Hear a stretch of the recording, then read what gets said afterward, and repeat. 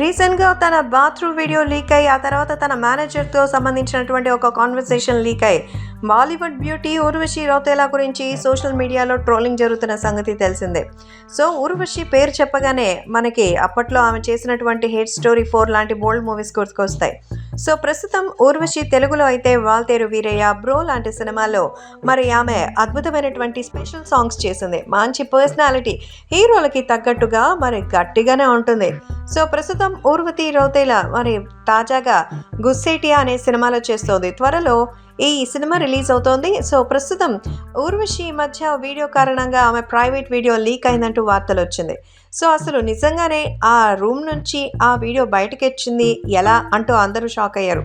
అయితే ఇది నిజంగా బాత్రూమ్ వీడియో కాదు, ఆమె యాక్ట్ చేస్తున్న గుస్సేటియా సినిమాలో బాత్రూమ్ సీన్లో చేసిందట.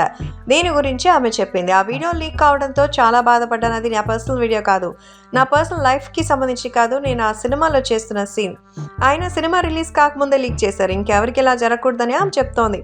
సినిమాలో సన్నివేశమని ఊర్వశి స్వయంగా చెప్తోంది. వీడియో లీక్ అయ్యాక తన మేనేజర్కి ఫోన్ చేసి వీడియో గురించి చర్చించింది. ఆ వీడియో కూడా బయటకు వచ్చిన సంగతి తెలిసిందే. మొత్తానికి సినిమా ప్రమోషన్స్ కోసం ఊర్వశి కావాలనే చీప్ పబ్లిసిటీ కోసం చేసినట్టు అర్థమవుతుంటే మరి నెటిజన్లు అయితే దుమ్మెత్తిపోస్తున్నారు. ఎందుకంటే ఆమె తనకి సక్సెస్ఫుల్ హీరోయిన్ ఏం కాదు, ఆమె అందానికి ఫిదా అయ్యే కొంతమంది సెక్షన్ ఆఫ్ ఆడియన్స్ ఉంటారు. సో సినిమా పబ్లిసిటీ కోసం చేసేటువంటి చాలా ట్రిక్కుల్లో ఇది కూడా ఒక ట్రిక్ అని ఇప్పుడు అంతా నెగటివ్గా వస్తుంటే తప్పించుకోవడానికి ఇది సినిమా షూట్లో భాగంగా ఎవరో లీక్ చేశారంటూ చెప్తోంది ఊర్వశి.